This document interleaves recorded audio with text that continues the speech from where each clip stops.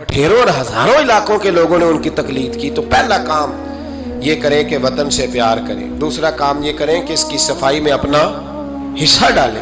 हम क्यों इंतजार करते हैं कोई ग्रांट आएगी?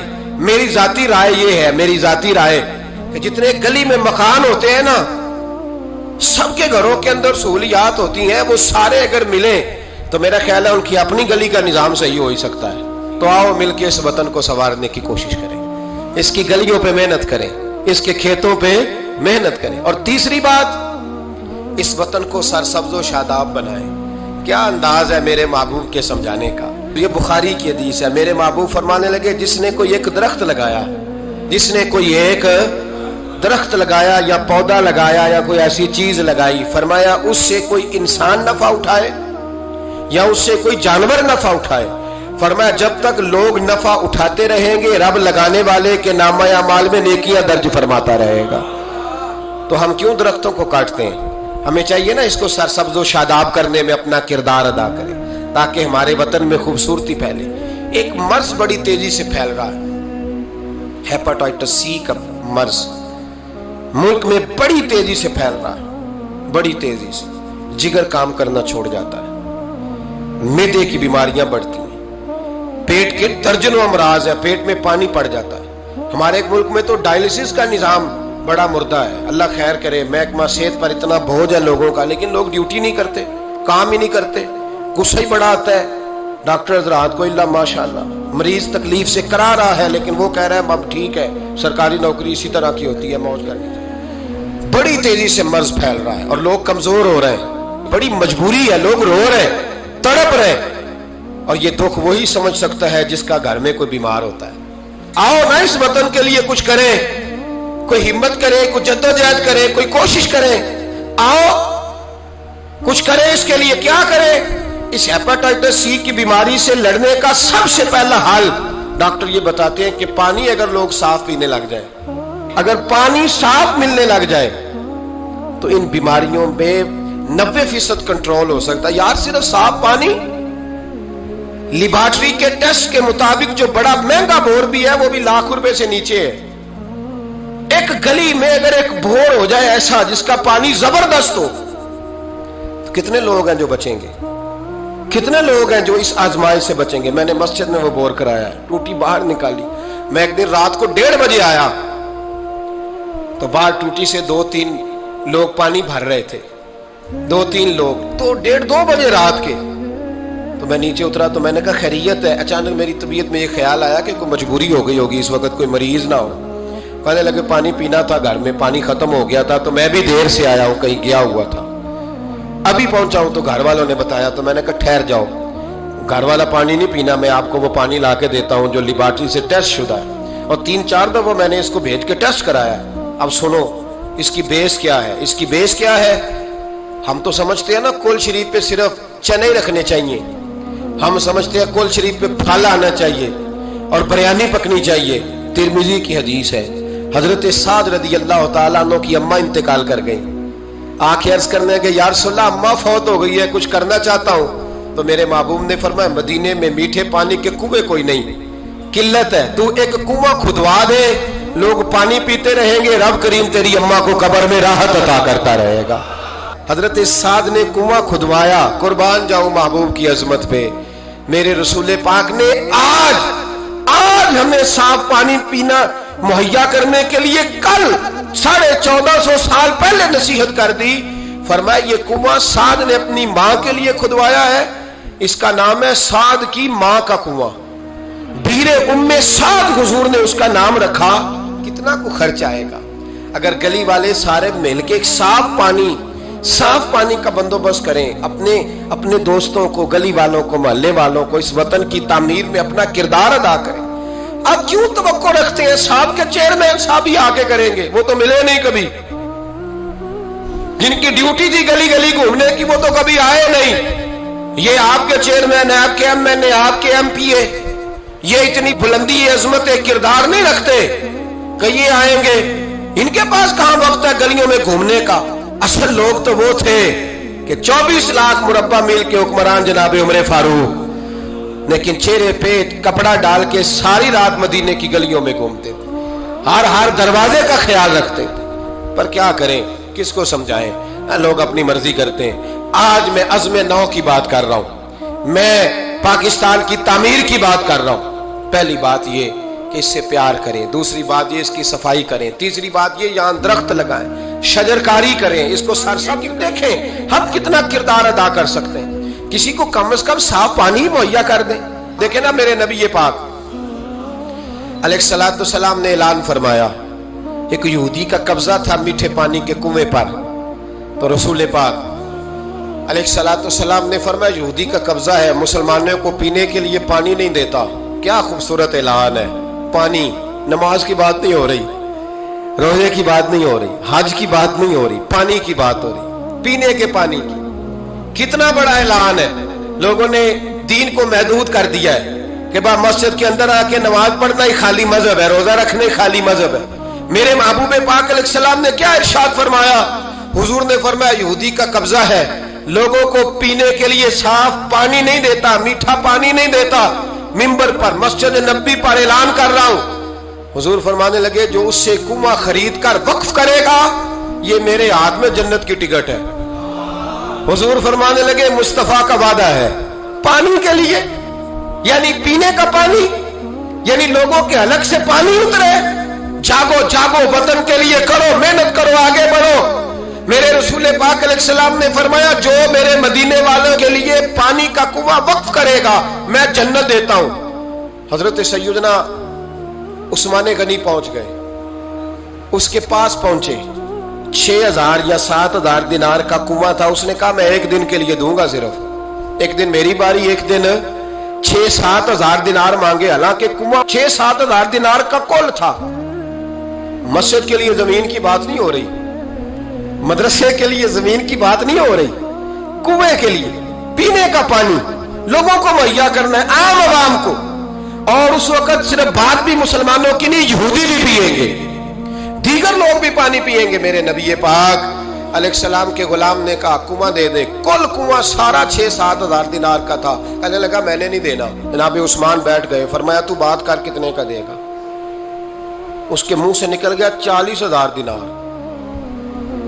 40,000 دینار مسجد کی زمین نہیں خریدی جا رہی، یہ اصل ہے دین کی، خریدنی چاہیے۔ پانی کا کنواں، وطن کی تعمیر۔ جناب عثمان غنی رضی اللہ تعالیٰ عنہ فرمانے لگے تو نے اپنی اوقات کے مطابق پیسے مانگے، ورنہ میں تو 60,000 دینار لے کے آیا تھا، تیری اوقات اتنی تھی، تو یہودی ہے نا، تمہاری اوقات اتنی ہے، انہیں اوقات کے مطابق مانگے، میں 60,000۔ اس نے کہا عثمان سمجھ نہیں آئی، ساری زندگی تجارت کرتے رہے ہو، 40,000 دینار کنویں کے لیے؟ آپ فرمانے لگے تو بے ایمان ہے، تجھے کیا سمجھ آئے گی؟ اگر کسی کو 40,000 کے جنت کی ٹکٹ ملے اور ملے بھی نبی پاک کے دستے مبارک سے، فرمایا یہ ہے ارض جنت، یہ طیبہ کی زمین ہے، جنت بھی یہی، مالک جنت بھی یہی ہے۔ آؤ پاکستان کی تعمیر کریں، آؤ اس کی گلیوں سے کوڑا اٹھائیں، اس سے پیار کریں، اس سے محبت کریں، یہاں درخت لگائیں، یہاں صاف پانی پینے کے لیے بندوبست کریں۔ اور میرے بھائی، میرا بچہ اگر تعلیم نہیں حاصل کرتا تو ساری انویسٹمنٹ اپنے بچے پر کرنے کی کیا ضرورت ہے؟ آگے بڑھو نا۔ وہ جو چائے والے کھوکے پہ چائے تقسیم کر رہا ہے وہ بھی بڑا لائق ہے، اس کے ابے سے ملاقات کرو، اس کو کہو لا یار میں تیرے بچے کا خرچ اٹھاتا ہوں، اس کو اسکول میں داخل کرا۔ ایک انجینئر ملے گا ملک کو، وہ جو گرمیوں کے موسم میں نا ٹھنڈے پانی کا کولر لے کے بس کے پیچھے بھاگتا ہے نا اور آواز دیتا ہے ایک گلاس پانی کا لے لو، ایک گلاس۔ وہ بڑا ذہین بچہ ہوتا ہے، بڑا ذہین ہوتا ہے، اس کی ماں کو بھی بڑا چاؤ ہوتا ہے یہ افسر بن جائے، اس کے پاس پیسے نہیں ہوتے، وہ غریب کا بچہ ہے۔ اس کو بلاؤ نا، اس کو کہو بیٹے آ۔ کبھی کبھی کسی چوک میں کسی ٹھیلے والی دکان پہ بریک لگتی ہے نا گاڑی کے، تو چھوٹے چھوٹے بچے دوڑ کے آتے ہیں، کہتے ہیں ہماری دکان سے سودا خریدو۔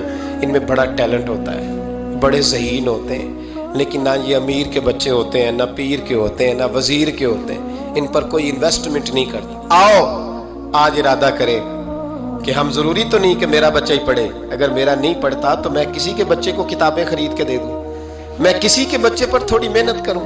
آؤ میں تمہیں پھر لے چلوں مدینے کی گلی میں، میرے مصطفیٰ کریم صلی اللہ تعالی۔ حضور گزر رہے، دن تھا عید کا، عید کے دن حضور گزر رہے تھے، اور نبی پاک نے گود میں امام حسن حسین کو بٹھایا ہے، گھوڑے پہ حضور جا رہے ہیں، رستے میں ایک بچے کو روتے ہوئے دیکھ لیا، میرے محبوب نے گھوڑا روکا، 10,000 سے آبا عیدگاہ میں عید کی نماز کے لیے منتظر تھے، حضور نیچے اترے، بیٹے روتے کیوں ہو؟ تو پھر رو پڑا، کہنے لگا یتیم ہوں ابا، ہر بچے نے نئے کپڑے پہنے ہیں، محبوبہ چچا اور ماموں نے بھی میری طرف دیکھنا پسند نہیں کیا، رو رہا ہوں، 10,000 نمازی انتظار کر رہے، 10,000، اور میرے رسول پاک وطن کے غریب بچوں کا خیال کر رہے ہیں۔ حضور گھوڑے سے اترے، بچے کو ہاتھ لگایا، گھر لے گئے، کہا فاطمہ حسن کا کوئی نیا جوڑا پڑا ہے؟ کوئی نیا جوڑا پڑا ہے؟ بی بی صاحبہ کہنے لگی حضور نیا تو پہلے بھی کوئی نہیں تھا، یہ تھوڑا ٹھیک تھا جو میں نے دھلا کے حسن کو ڈالا ہے، آؤ اگر میرا بچہ نہیں پڑھتا تو کسی کے بچوں پہ توجہ کریں۔ میرے محبوب نے فرمایا فاطمہ اس طرح کر، حسن کو وہی والا دوبارہ ڈال دے جو پہلے ڈالا ہوا تھا، اور حسن کے وجود سے یہ کپڑے اتار، یہ کپڑے اتار، اور اس یتیم کے گلے میں یہ کرتا ڈال۔ حضور کیا ملے گا؟ فرمایا جب یتیم راضی ہوتا ہے تو اللہ بھی بڑا ہی راضی ہوتا ہے۔ اس وطن میں ابھی بھی بڑے بچے ہیں جو اسکولوں سے باہر ہیں، ان کی مجبوری ہے، ان کی اماں نے دوائی کھانی ہے، وہ بھی کھیل مرونڈا لے کے بیچ رہے ہیں، وہ بھی غبارے بیچنے نکلے ہوئے ہیں۔ اس وطن میں بڑی غربت ہے، بڑا دکھ ہے، بڑی آزمائش، اس پر بڑی باتیں میرے حاشیہ خیال میں ہیں، لیکن وقت نہیں ہے، مجھے آگے بڑھنا ہے۔ پھر اس وطن کے دفاع میں اپنا کردار ادا کرو۔ ایک مولوی صاحب بیچارے سیٹ نہیں جیت سکے تو انہوں نے کہا ہم 14 اگست نہیں منائیں گے۔ یہ وہ بے ایمانوں کا گروپ ہے جنہوں نے کہا تھا کہ شکر ہے ہم پاکستان بننے کے گناہ میں شریک نہیں ہوئے۔ کس طرح یہ لوگ پارلیمنٹ میں جاتے ہیں، کس طرح ہمارے نمائندے بن گئے؟ یہ وہ لوگ ہیں جنہوں نے کہا تھا شکر ہے ہم پاکستان بننے کے گناہ میں شریک ہیں، اور خواجہ قمر الدین سیالوی کو خط لکھا تھا قائد اعظم نے، امیر ملت پیر جماعت علی شاہ صاحب کو خط لکھا تھا قائد اعظم نے کہ اگر اہل سنت کے پیر مدد نہ کرتے تو پاکستان بن ہی نہیں سکتا تھا۔ ابھی بھی تمہیں ہوش نہیں آئی؟ ابھی بھی تمہیں نہیں پتا کہ پاکستان کے دوست کون اور دشمن ہے؟ 14 اگست نہیں منائیں گے، تم اس قابل ہی نہیں ہو کہ تم منا سکو، تمہارے تو یرانے ابھی بھی باہر ہیں، ان کا یہ وطن نہیں ہے۔ یہ کہتے ہیں اگر اس وطن میں ہمیں کرسیاں دو گے تو ہم وطن کے دوست ہیں، ورنہ ہم وطن کے دوست۔ اللہ کی عزت کی قسم، ہمارے مشائخ نے کبھی کرسی نہیں مانگی، لیکن اس وطن میں جتنا کردار اہل سنت کے بزرگ کوئی دوسرا کر ہی نہیں سکتا۔ وہ کہتے ہیں 14 اگست نہیں منائیں گے، تو منا بھی نہیں سکتا، اور تجھے منانی چاہیے بھی اس لیے کہ تمہارا اس وطن سے کوئی تعلق ہے۔ یہ امیر ملت پیر جماعت علی شاہ صاحب کا وطن ہے، یہ محدث اعظم پاکستان مولانا سردار احمد کا وطن ہے، یہ خواجہ قمر الدین سیالوی کا وطن ہے، تمہارا وطن ہے، تم وہیں چلے جاؤ جہاں سے تم آئے ہو، وہیں تم اچھے لگتے ہو۔ تو میرے بھائی وطن کی دفاع، وطن کی حفاظت، نوجوان ضرور اس بات پر توجہ کریں۔ حضرت انس بن مالک رضی اللہ تعالیٰ عنہ فرماتے ہیں مدینے کے کونے سے نا اچانک رات کو زور زور سے چلانے کی آواز آنے لگی۔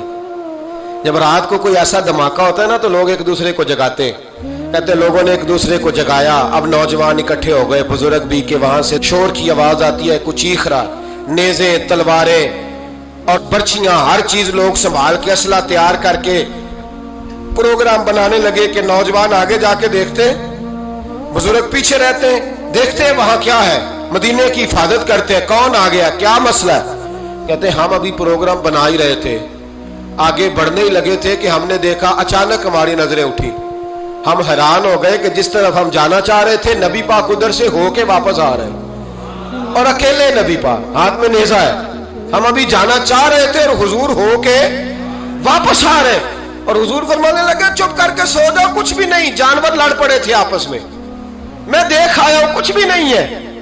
حضرت انس بن مالک فرماتے ہم غور سے حضور کا چہرہ دیکھنے لگے، اور پھر ہمیں سمجھ آئی کہ مصطفیٰ کو اس وطن کی حفاظت کا کتنا خیال ہے۔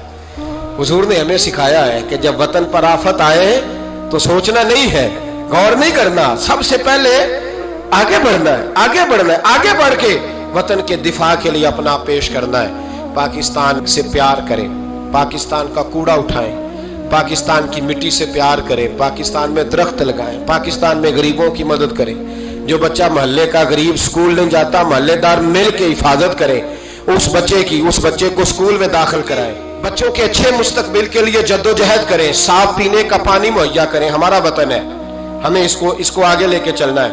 14 اگست پہ یہ پیغام ہے، یہ میسیج ہے کہ تھوڑا تھوڑا کر کے اس وطن کی تعمیر میں اپنا کردار ادا کریں، اس کی گلیوں کو سجائیں سواریں، کبھی سڑک پر ریپر نہ پھینکیں، کبھی شاپر نہ گرائیں، کبھی کسی گندگی سے اس وطن کو آلودہ نہ کریں۔ میرے عرب کو آئی ٹھنڈی ہوا جہاں سے، میرا وہی وطن ہے، میرا وہی وطن ہے۔ اقبال کہا کرتے تھے کہ حضور کو یہاں سے ٹھنڈی ہوائیں آئی ہیں، اس وطن کے لیے اپنا کردار ادا کریں۔ دیکھیں آپ اور میں کیا کر سکتے ہیں، وہ سارا کچھ کریں۔ میری گزارش ہے کہ کم از کم 5 بچے پڑھانے کا عہد کرے ایک بندہ، ان کا آپ تعلیمی خرچ اٹھا سکیں، تب کتابیں لے کے دے سکیں، تب کوشش کریں کہ 5 بچے کم از کم۔ ہو سکتا ہے ایسا؟ اگر ہر پاکستانی 5 بچے پڑھانے کا ارادہ کر لینا تو لاکھوں بچے اسکولوں میں دوبارہ سے چلے جائیں گے، لاکھوں بچے۔ تھوڑا تھوڑا خیال کریں، اور اگر کوئی وہ کام کرے جو امام اعظم کرتے تھے، غریب کے بچے کو لے آتے تھے اور فرماتے تھے میں تیرے گھر کا خرچہ دوں گا، تو تعلیم حاصل کر، اسی کو وظائف کہا جاتا ہے۔ یہ کام کریں۔ میری دعا ہے یہ وطن قیامت کی صبح تک قائم رہے اور اس وطن سے روشنیاں پھوٹتی رہیں، یہ امت مسلمہ کی قیادت کرے۔ آخر دعوانا ان الحمدللہ۔